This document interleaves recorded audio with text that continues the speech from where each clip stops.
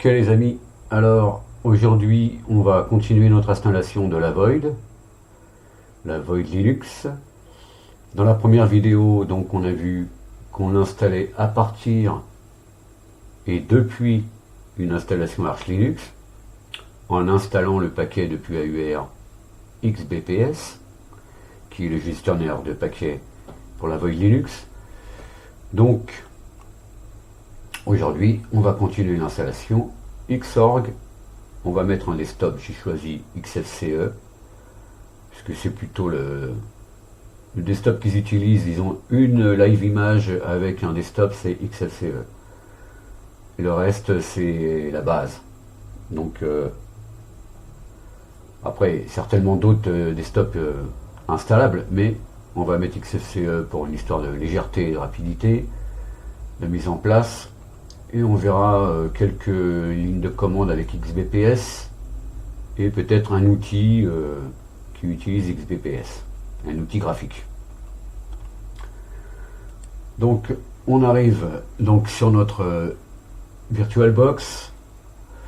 Je suis en train de migrer vers Virt Manager, mais comme c'est un peu une usine à gaz comparé à VirtualBox, dans un premier temps je préfère l'utiliser. Je dois dire que peut-être VirtualBox se comporte mieux depuis que j'ai installé Virt Manager, puisque en fait on a libvirt qui doit être partagé et des modules comme ça de virtualisation que finalement VirtualBox va utiliser. Alors, donc la dernière fois depuis ArchLabs, on a installé la Void Linux. J'ai enlevé avant de hors caméra, on va dire, j'ai installé le grub sur le disque en question et j'ai enlevé les entrées évidemment qui ne sont plus là. Ce disque, je l'ai mis dans une nouvelle machine virtuelle que j'ai créée, que j'ai appelée Void Linux, qui a les mêmes caractéristiques en fait, hein. 4 Go de RAM, 4 CPU, voilà. Et mon disque, je l'ai mis là et il est bootable maintenant. Donc dans un premier temps, je vais démarrer la machine virtuelle en arrière-plan. Voilà, donc on voit ici que ça va démarrer. On a notre grub, hop, quelques secondes et le système démarre. Et puis,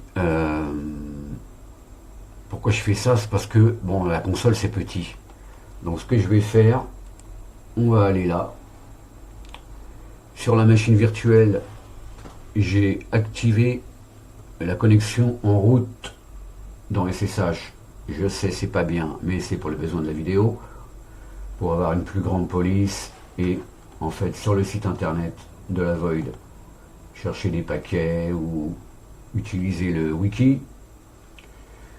Donc SSH est démarré sur la machine virtuelle, je me connecte, demande mon mot de passe, j'ai déjà la clé, hein. Voilà, donc on se souvient que le root sur Void Linux c'est SH qui est utilisé, donc on va lancer bash. Comme ça on aura de l'historique, tout ça. Ok, donc on a dit qu'on allait installer Xorg, XFCE, et puis on va mettre un display manager, donc on va mettre LXDM. Donc avant d'installer, puisque je regarde si j'ai des mises à jour, hein. Donc XBPS install, je synchronise la base de données en fait, j'update, voilà.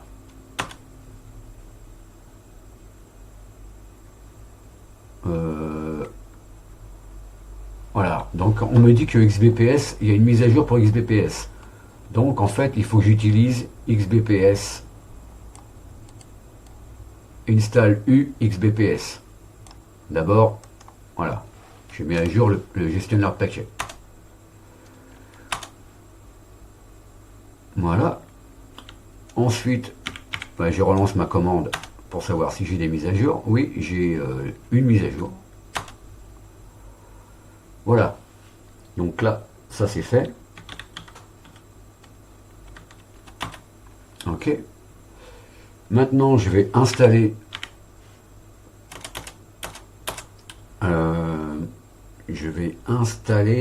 on a dit Xorg, donc le paquet Xorg pour la Void, c'est un métapaquet qui contient pratiquement tout.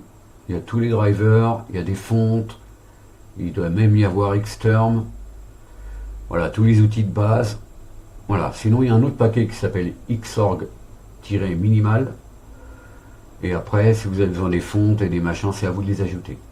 Donc on va mettre Xorg, MetaPackage, et puis XFCE4. Si il n'y a pas le paquet XFCE4-goodies. Les goodies, c'est tout ce qui est plugin, etc. Ça c'est pareil, il faudra les installer individuellement si vous les voulez. Donc XFCE4, j'ai dit LXDM. Et puis l'outil graphique de gestion des paquets, donc c'est Octo XBPS. Ok. J'installe tout ça. Voilà, c'est fait. Ensuite, eh bien, on va pouvoir lancer notre graphique. Alors, pour cela, voilà, je vais vous montrer comment ça se passe. Comme Void Linux utilise Runit, donc il y a une façon particulière d'activer les services. Donc on va aller voir ce qu'il y a dans etc sv. Voilà. Et on voit les services qui sont utilisables et non pas utilisés. Donc on voit que j'ai mis des paquets pour Virt Manager, enfin, ou des librairies pour virtualiser. Donc si je regarde ici lib virt, donc libvirt, je regarde, hop, j'arrive sur le GitHub, je vais dans Files et je vois tout ce que m'installe libvirt, donc tout ce qui est nécessaire à la virtualisation, même pour VBox. Donc pas besoin d'installer de paquet VirtualBox OS, DKMS ou je sais pas quoi. Guest DKMS, voilà. Ok. Donc j'ai activé le service en faisant un lien symbolique de ce dossier vers var service. Donc là, j'ai installé LXDM, il est là. Donc on va activer le service. Et à partir du moment où le service sera activé, eh bien, il va se lancer et on pourra entrer en session graphique. Donc, comme je suis route 1, ln-s, donc je vais lui mettre sv lxdm vers var service sans s.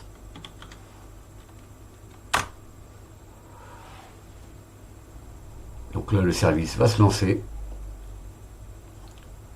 Donc si je viens ici,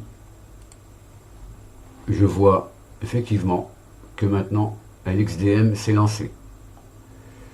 Donc maintenant, pour l'instant, j'ai plus besoin du terminal route où j'ai lancé le service. Donc je vais faire show et voilà. J'ai créé un utilisateur que j'ai appelé Void Garage et j'ai créé un mot de passe évidemment. On se souvient que j'avais pas créé l'utilisateur, mais là j'en ai créé un. Donc simplement user add et tout ce qui va bien. Voilà. Donc j'ai un desktop et un joli wallpaper XFCE. Alors je ne sais pas si c'est des wallpapers de chez XFCE ou bien si c'est un wallpaper communautaire, on va dire, de la Void Linux, mais en tout cas ils sont pas mal. Donc bah là il n'y a pratiquement plus rien à faire. Avec le paquet XFCE, on a Firefox qui est installé. Firefox, toujours aussi long à se lancer, mais bon, c'est dans VirtualBox, donc on va dire que c'est plus long qu'à l'habitude. Voilà. Donc là, sur la Void, on peut toujours chercher les paquets qu'on veut installer, ou bien on utilise la ligne de commande. Hein. La ligne de commande, eh ben, on va dire que ici, on peut faire une requête avec xbps-query.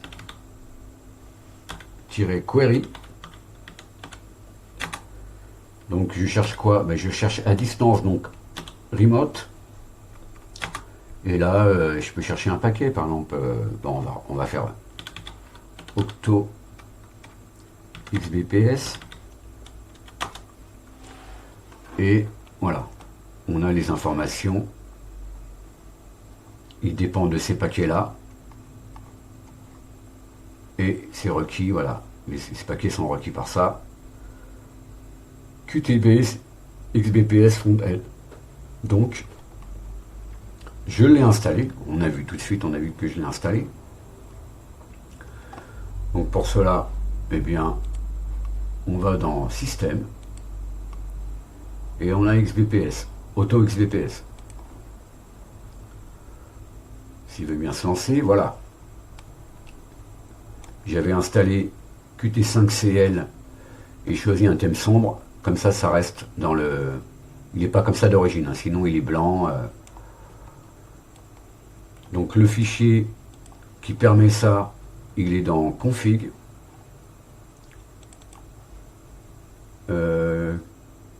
Qt5ct.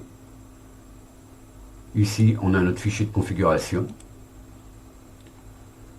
Et voilà, ici on voit le style Fusion Darker. Donc ça c'est notre configuration. De toute façon on n'a rien d'autre, hein, à part XFCE, Tunar, voilà, c'est un XFCE tout court. Donc qu'est-ce qu'on peut faire? Ben, on peut resynchroniser la database. On demande un mot de passe. Voilà. On peut installer, comme sous Fedora par exemple, si on veut des drivers non-free ou des choses comme ça, il y a RPM Fusion. Ici, on a un repo qui s'appelle Void Repo Non-Free, qu'on peut installer en installant le paquet justement. Si je cherche ici repo, donc je vais agrandir ça, voilà, il est là, Void Repo Non-Free. Vous installez ce paquet et vous aurez droit aux outils non-free de chez Void.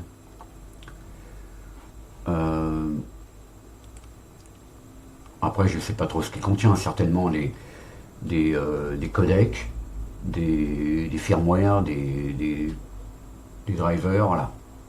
C'est ce que contient généralement, ou ce que contiennent généralement les dépôts non-free. Même chez Debian, vous allez trouver ça. Pour Arch Linux, bah, il y a du non-free même dans les dépôts officiels, et puis vous avez AUR. Alors pour une équivalence AUR sur Void Linux, on a un outil qui s'appelle, il me semble que j'aille sur Home, voilà, c'est XBPS Source, d'accord. C'est un permis, en fait ça va nous permettre de faire de la compilation, voilà, build-in package, on explique comment faire, etc. Il y a tout un wiki. C'est un peu plus compliqué que sur Arch Linux, mais c'est faisable. Donc on n'aura pas accès évidemment à tous ces paquets à partir de Octo XBPS, mais il suffira d'aller chercher les sources et de compiler.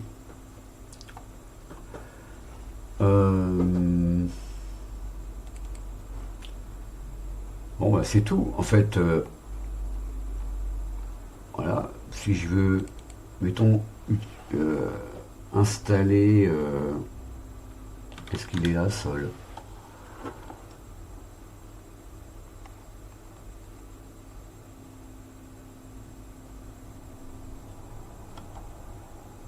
Non.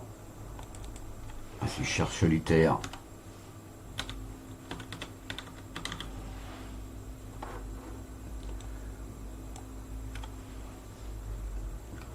Ah, je sais plus comment il s'appelle.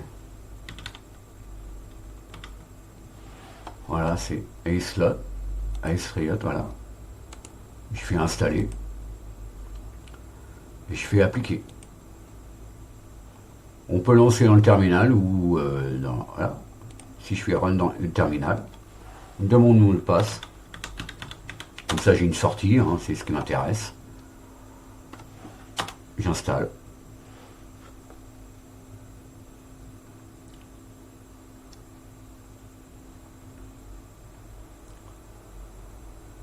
Là, dans cette vidéo, je ne vais pas, comment dire, expliquer comment on ferait euh, pour utiliser le XBPS source.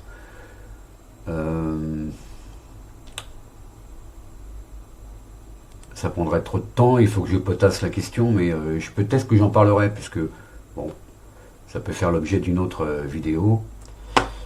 Et donc maintenant, je dois avoir Games, et j'ai mes jeux de cartes. Donc quand on l'installe, XFCE, il y a vraiment le strict minimum, sauf qu'ils ont mis un Firefox. Ce qui est plutôt une bonne idée, d'avoir un navigateur comme ça. Même si c'est une distribution pas pour débutants, parce que on a beau dire, mais il y a des distributions, c'est pas pour débutants. Par exemple, Obaron, ça c'est impossible déjà pour un barbu, il a pas mal de travail. Alors pour un débutant, c'est quelque chose. Et donc, Void, même s'il est plus documenté, eh bien, ça reste quand même un truc à suivre. Et on peut pas faire n'importe quoi non plus sur une Void, hein. Alors, il y a aussi des choses.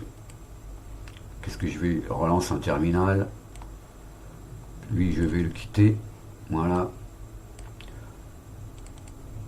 Donc, XBPS, on a vu que pour installer XBPS, en fait, le paquet XBPS, il est découpé en plusieurs sections. Il y a la section Install, donc qui sert soit à faire des mises à jour, soit à installer des paquets.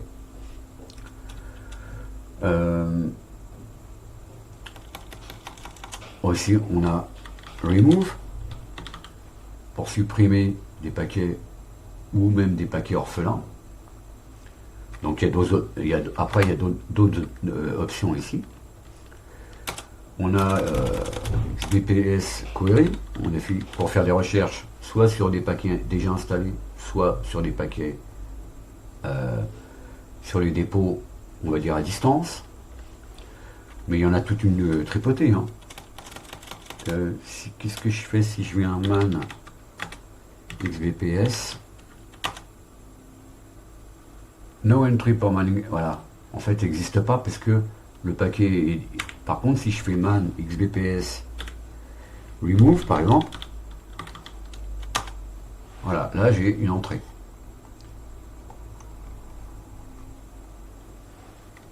Ok.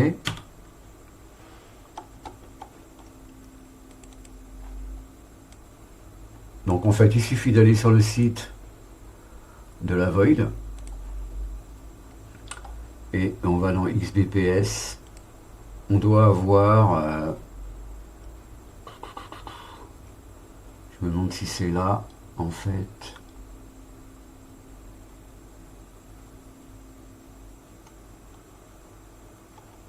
Voilà, on a ici par exemple les diverses options. Create. Donc pour créer les paquets, là on peut générer un graphique de l'installation, installer, builder, voilà, faire des recherches, reconfigure. Alors reconfigure par exemple, c'est quand une fois qu'on a installé son système, on peut faire, une fois qu'on a fini, on a vu la dernière fois, peut-être j'en ai parlé, XBPS, reconfigure, pour vérifier toute notre installation, F, A. Et donc là, il vérifie et il rectifie peut-être ce qu'il pourrait y avoir de compromis. Remove, donc dans Remove, voilà, et R-Index. Oui, on peut aussi créer des dépôts locaux, comme on peut le faire avec Pacman, mettons. Donc il y a certaines similarités quand même avec la Arch Linux, mais c'est pas Arch Linux. C'est son... Voilà, ici on a un petit peu ce qu'on peut faire avec Query. On peut faire beaucoup de choses. Avec Install, on peut mettre un... Alors par contre, on peut mettre des paquets à jour individuellement. Sur Arch Linux, c'est un peu... c'est pas tout à fait le même modèle de rolling release, même si c'est une rolling release, mais c'est pas tout à fait le même modèle. Je pense que sous Arch Linux, c'est plus risqué de faire des updates de paquets individuels. Ou même d'ignorer des updates de package.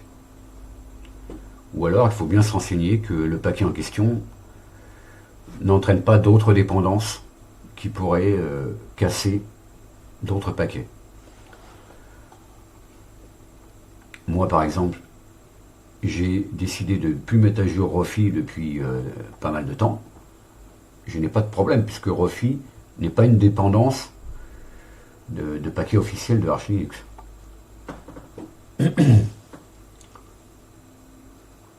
Et il n'a pas de dépendance, si ce n'est des outils de compilation qu'on peut supprimer après l'avoir compilé. Donc ben voilà les amis, c'est pas plus compliqué. Je reviens ici. Donc là on a vu que j'étais en graphique. Mettons si je veux arrêter un service. Donc je vais faire SV. Il faut que je sois en route hein, ou avec sudo. Down. Et puis là je vais arrêter LXDN. Mettons LXDN. Donc je vais être sorti de ma session. Ici ça va se terminer. Donc je vais le faire. Là je suis dans le terminal à l'extérieur. Hein, je vais le faire.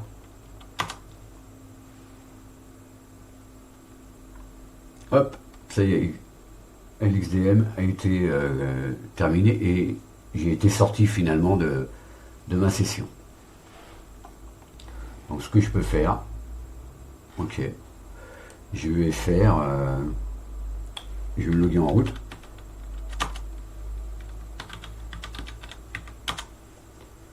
Et puis je vais faire, est-ce qu'il y a un historique? Non, il n'y a pas d'historique.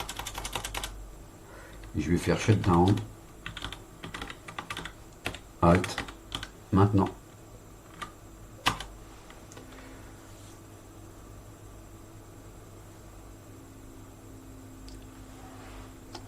Voilà.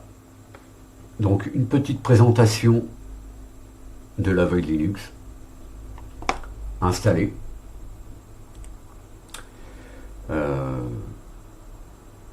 C'est pas compliqué, mais il faut être quand même... faut quand même faire attention. Hein. Il y a pas mal de documentation. Voilà, on nous donne les outils, à nous de nous débrouiller. Parce que les forums ne sont pas très actifs. Il n'y a pas vraiment beaucoup de monde qui utilise la Void Linux. Mais vous pouvez avoir de l'aide aussi, pourquoi pas sur d'autres forums. Par exemple, si vous allez sur la Arch Labs, sur le forum, je pense que c'est une communauté qui s'intéresse à des projets intéressants comme la Void Linux. Donc vous pouvez peut-être avoir des éclaircissements dans des dans des trades, on va dire, qui concernent la Void Linux. Voilà. Voilà les amis, donc je vous dis peut-être une prochaine fois, peut-être on verra dans une vidéo assez courte comment finalement utiliser le entre guillemets AUR de XBPS à partir de sources. Et puis d'ici là, portez-vous bien et essayez comme moi la Void. Je vous dis donc à bientôt. Allez.